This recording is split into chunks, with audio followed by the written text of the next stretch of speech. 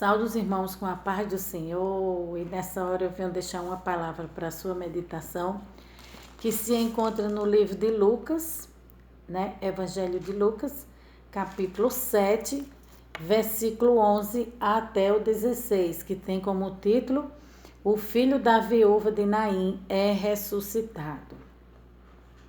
E aconteceu que no dia seguinte ele foi à cidade chamada Naim, e com ele iam muitos dos seus discípulos e uma grande multidão. E quando chegou perto da porta da cidade, eis que levaram um defunto filho único de sua mãe, que era viúva, e com ela ia uma grande multidão da cidade. E vendo-a, o Senhor moveu-se de íntima compaixão por ela, e disse-lhe: Não chores. E chegando-se, tocou o esquife, e os que o levavam pararam, e disse: Jovem, a ti te digo, levanta-te. E o que fora defunto assentou-se e começou a falar, e entregou a sua mãe. E de todos se apoderou o temor, e glorificaram a Deus, dizendo: Um grande profeta se levantou entre nós, e Deus visitou o seu povo. Então aqui a gente pode ver nessa história, né, que a Bíblia relata, que haviam duas multidões, né?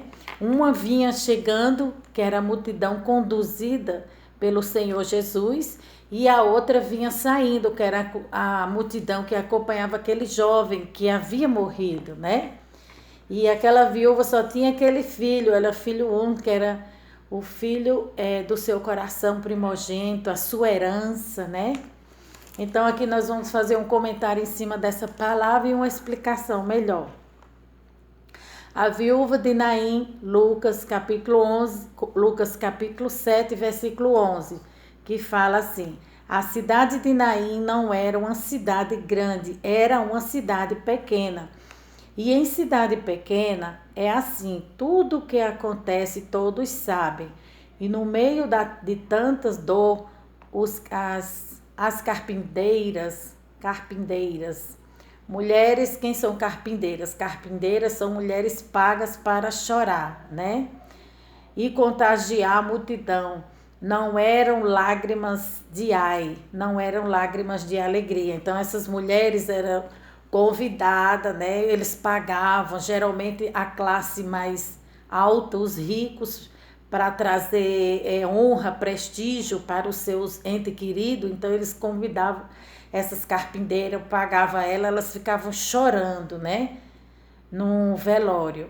E aqui elas estavam representando dor, uma dor que elas não sentiam, né? Porém queria passar uma falsa mensagem para o povo.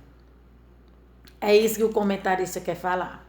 E que a palavra de Deus também relata sobre elas. Elas são pagas, já são uma profissão, né? Isso aí já existe há mais de 2000 anos. Na época de Cristo, até os dias de hoje, ainda existem carpinteiras, mulheres pagas para chorar. Lágrimas de ai, né? Mas eram superficiais, não tinham comunhão com a pessoa que morreu, não tinham comunhão com a mãe que estava sofrendo, só eram pagas para isso, chorar.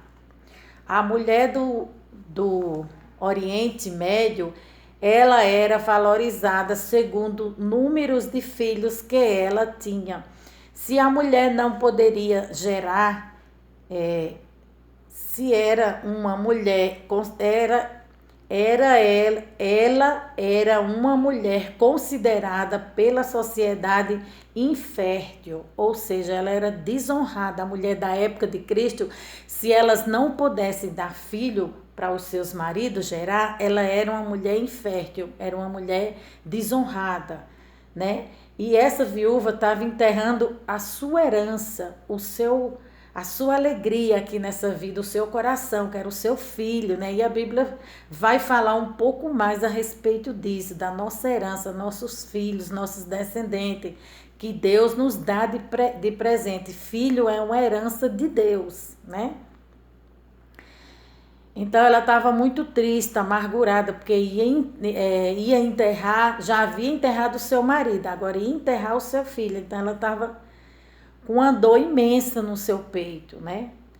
Toda tribo do Oriente Médio queria ter filhos do sexo masculino. Apesar da mulher ser valorizada como aquela que dá origem e aquela que traz a continuação da geração, o homem era valorizado segundo o costume judaico, porque toda família e toda tribo queria que se gerasse um homem, um guerreiro, um soldado, que cuidasse e que lutasse pela sua nação.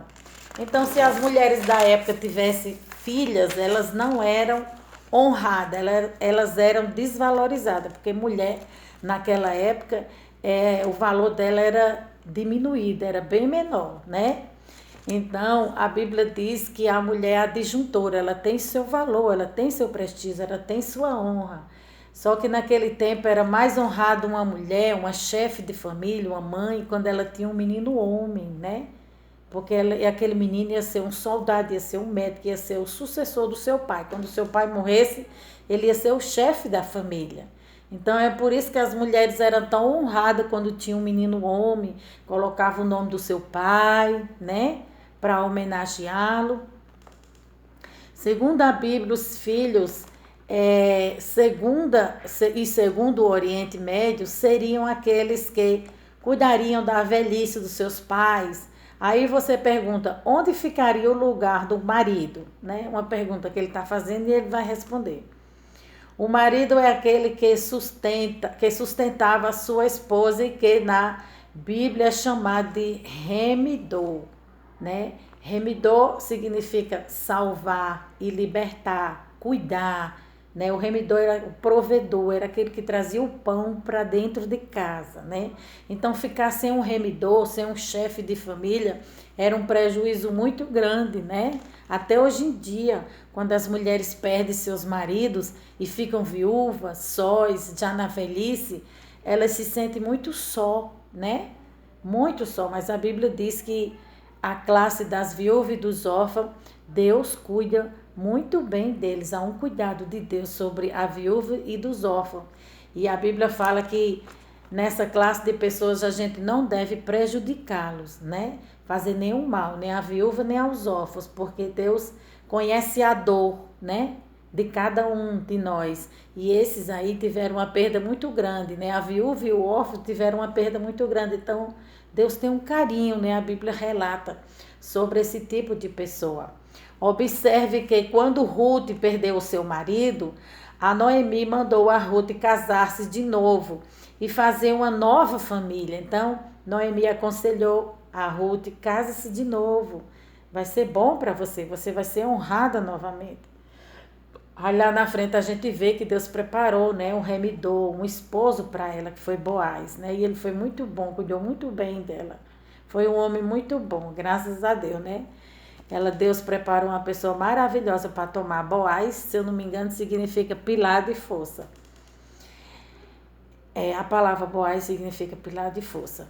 Essa mulher era viúva, né? Tá falando da Bíblia aqui. Essa mulher era viúva. Essa mulher perdeu o seu único filho. Essa mulher da Bíblia já tinha uma certa idade avançada. As possibilidades para entrar um outro homem e constituir uma família de ter filhos eram mínimas, segundo o comentarista da aplicação pessoal.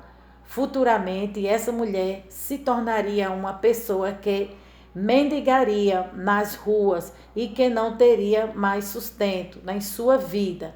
Essa mulher tinha sonhos, né? Tinha sonhos como toda mãe, né? Tinha sonhos como toda mãe. Ela desejava que seu filho fosse um formador de opinião, um médico, um juiz, né? Um advogado, uma pessoa importante, de renome, uma pessoa de prestígio, que desse alegria aos pais, né? Como toda mãe, a gente sonha, né? Eu tenho 2 frutos, 2 filhos, minhas filhas são uma bênção, gostam muito de estudar, assim como eu também tenho meu lado voltado para os estudos e gosto de estudar mais a palavra de Deus. Elas também gostam de estudar e são uma bênção. Então, a gente deseja que os nossos filhos adquiram o melhor para si, tenham o melhor, o que a gente puder trazer de melhor para a vida dele, para beneficiar ele e para beneficiar o reino de Deus através deles. Isso é ótimo, né? Isso é maravilhoso. E a gente tem essa responsabilidade diante de Deus e diante dos homens, de cuidar bem da nossa herança, né? A Bíblia diz que na mão do Senhor, nossos filhos é como uma flecha. Ele lança longe, né? Ele vai fazer ele avançar, ele romper as fronteiras e mais adiante, né? É isso que a Bíblia fala. Nas mãos do Senhor, os nossos filhos, nossa herança, vai ser bem conduzido, né, pelo Senhor, Alabra Subiérica, porque Deus é fiel. Deus não só cuida de nós, mas Deus também cuida do nosso fruto, da nossa herança. Salmo 127, versículo 3, diz assim: os filhos são herança do Senhor, uma recompensa que Ele dá. A palavra herança significa algo precioso que foi ou que será transmitido para a próxima geração, para que seja administrado com o mesmo zelo que os antepassados. A Bíblia nos diz que a herança do Senhor são as riquezas. A Bíblia nos diz que a herança do Senhor não são as riquezas, a prosperidade, ou o ouro ou a prata. O bem mais precioso que recebemos de Deus é a nossa família e principalmente nossos filhos. Por causa desse imenso valor, temos que fazer de tudo para que a criação deles seja feita de forma excelente, né? Em Salmos 89 está escrito que se os nossos filhos abandonarem a lei do Senhor e deixarem de obedecer o Senhor, os seus mandamentos, né? Deixarem de obedecer os seus mandamentos, Deus o castigará com vara e açoites. Ou seja, eles sofrerão as consequências, né? Então a gente ensina o caminho que os nossos filhos têm que andar. Porém, se eles retrocederem, sair dos caminhos do Senhor, assim como Sansão, o pai e a mãe dele, tiveram ele com muito amor, né? O anjo veio e anunciou que eles iam ter um filho na velhice. E o pai dele duvidou, ficou mudo. E a história linda de Sansão, ele voltou para trás, teve as consequências, mas Deus não tirou o seu amor, Deus o amava, né? Deus ama a gente, mas Deus também, ele é justiça, né? Então a justiça de Deus entra quando a gente comete erros e falha e o abandona, né? Não só em nós, mas também nos nossos filhos quando faz o mesmo. É isso que a palavra de Deus quer falar. Aqui, com vara e açoite, ou seja, eles sofrerão as consequências de seus pecados. O Senhor diz que não retirarão dele o seu amor, né? A sua fidelidade, e não violará a sua aliança, nem modificará as suas promessas, né? Porque Deus é fiel, em todo tempo o Senhor é fiel, né?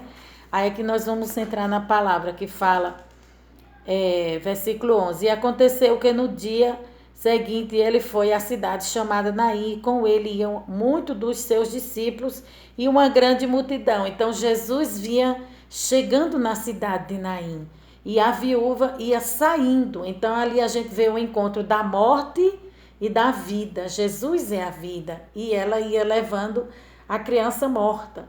Mas o dono da vida interferiu e mudou o cativeiro, mudou a história daquela mulher.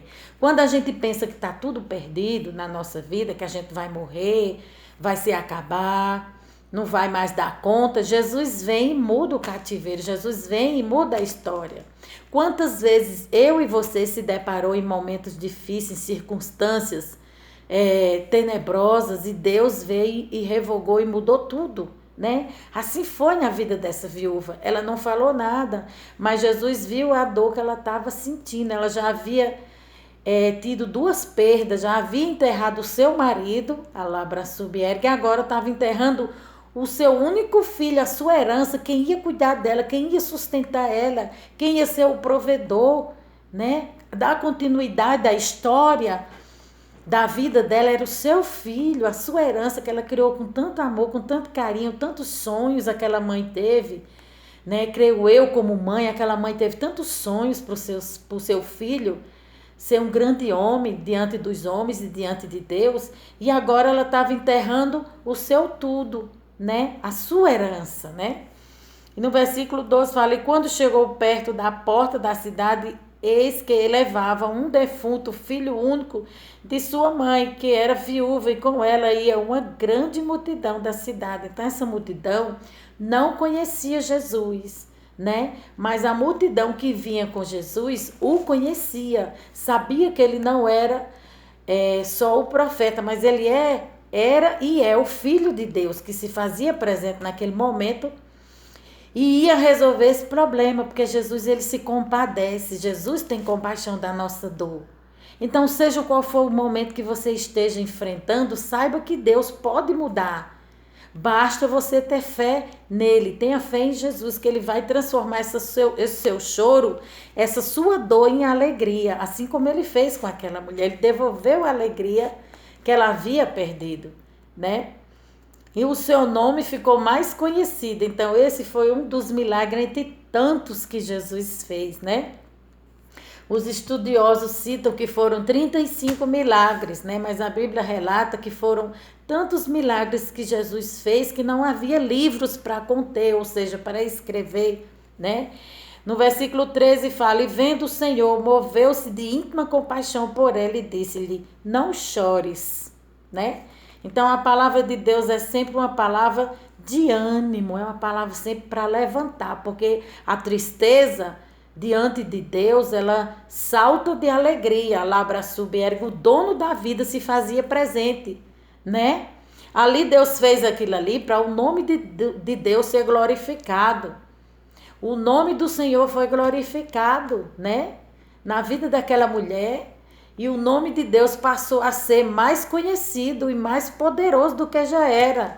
Mais e mais Jesus estava glorificando o nome do seu Pai ali, dizendo para a multidão que Deus é bom, Deus é maravilhoso. Não é Deus que muda, é as pessoas que mudam para com Ele, né? Deus é fiel, permanece fiel.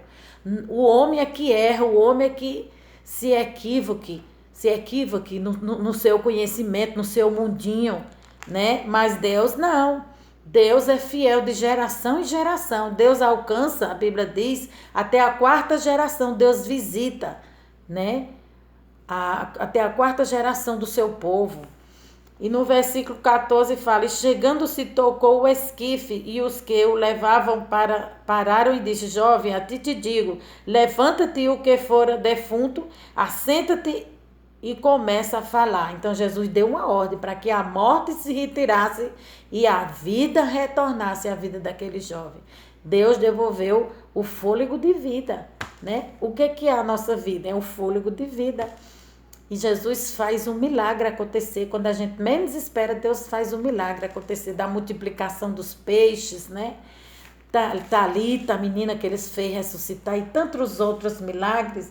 A Bíblia diz que Deus fez Lázaro ao quarto dia, né? Estava morto, ele foi lá e ressuscitou. Deus é fiel.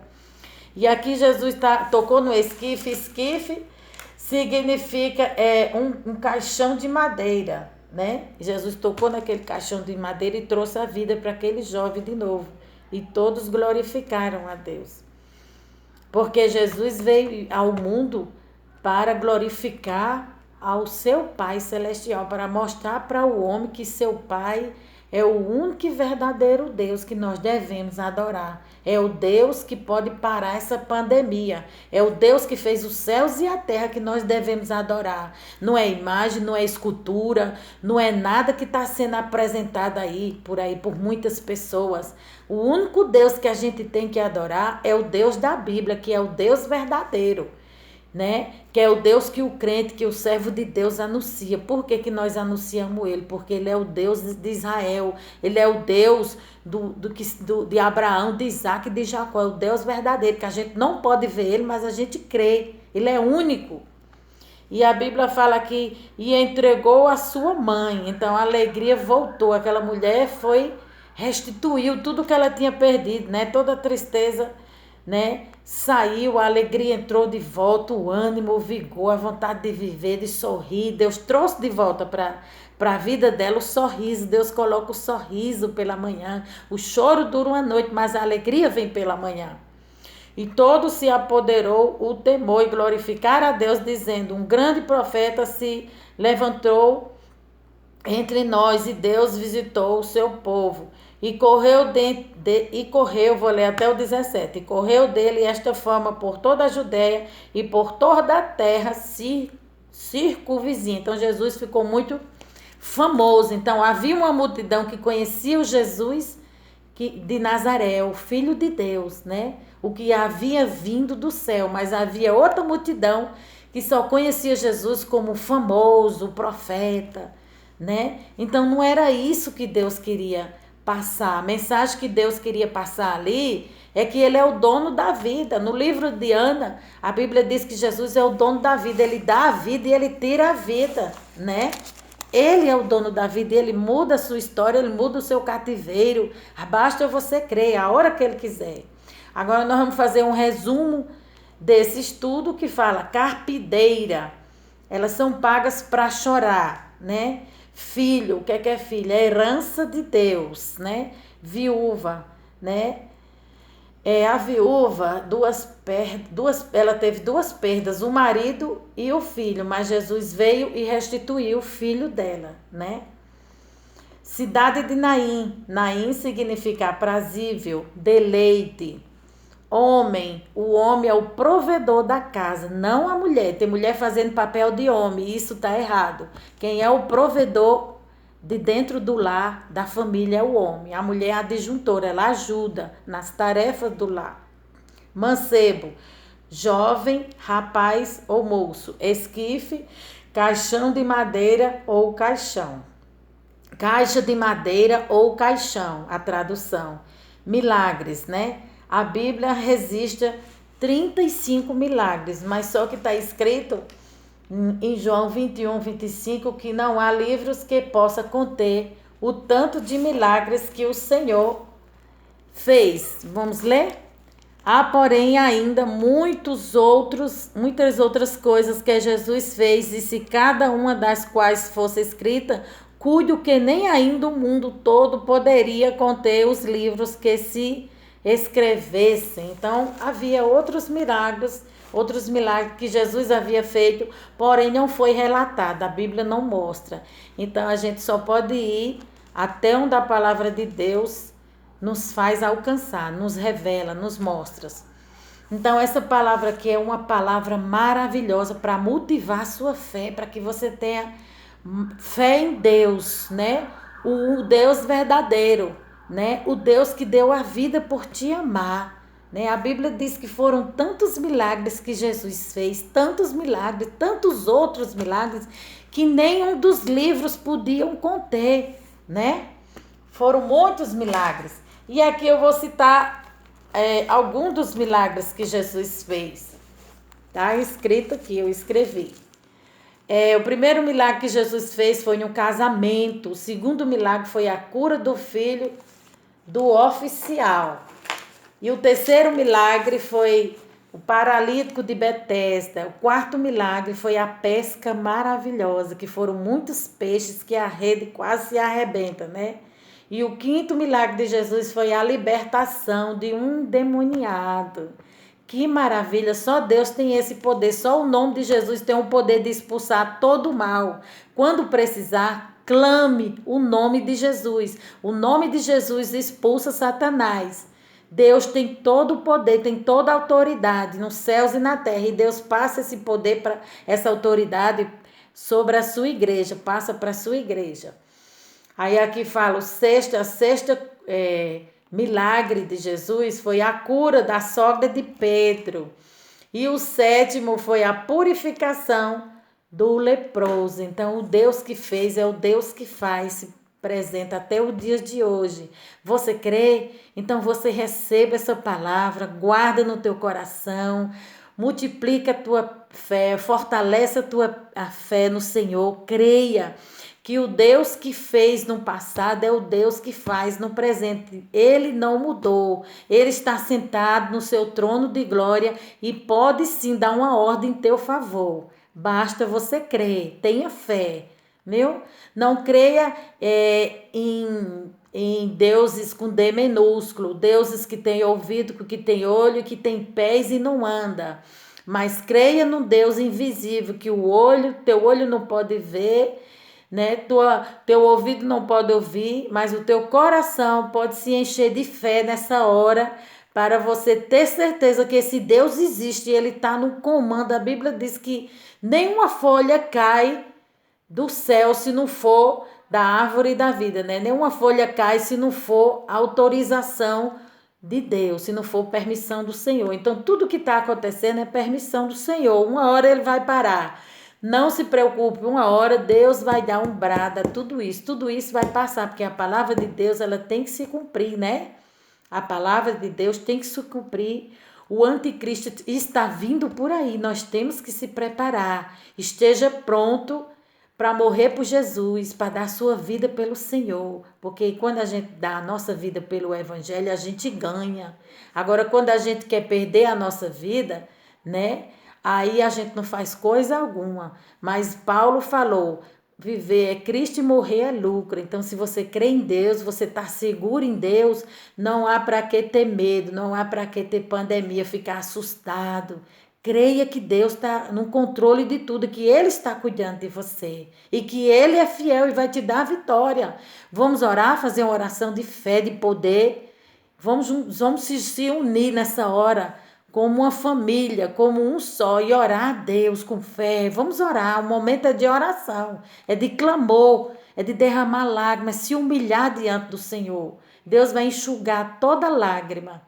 Basta você crer e ter fé. Vamos orar. Meu Deus e meu Pai, nessa hora eu te louvo e te agradeço por esse momento. Eu te agradeço pelos milagres, providência que o Senhor tem enviado, socorro para teus filhos. Nessa última hora, visita o triste, acalenta a mãe que perdeu o filho, a mãe que está aflita, com aquele filho que saiu de casa e não voltou. Vai enxugando as lágrimas, vai, Senhor, repreenda a depressão, a opressão, a tristeza, o desânimo, toda dor vai sendo lançada por terra.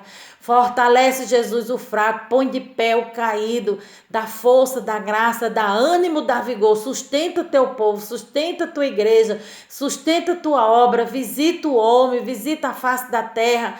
Visita, Jesus, os enfermos, doentes que estão, meu Deus, encarcerados. Vai libertando, vai convertendo e vai salvando, vai dando um brado de vitória. Visita a face da terra, desce fogo, queima todo o mal, expulsa todo o mal nessa hora, Jesus.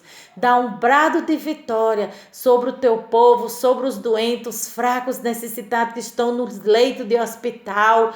Doente, meu Pai, com essa doença, o Senhor venha, meu Jesus, curar. Passa teu óleo ungido, passa tuas mãos poderosas, vai trazendo a cura, o milagre. Se apresenta, Deus, na vida de cada um desses doentes como o Deus que cura, o Deus que faz, o Deus de ontem, de hoje e de sempre. A ti é o poder, a honra, tu és onipotente, onipresente. Gera e faz o milagre para o teu nome ser glorificado mais uma vez. Eu te peço e te agradeço em nome de Jesus. Amém. Receba.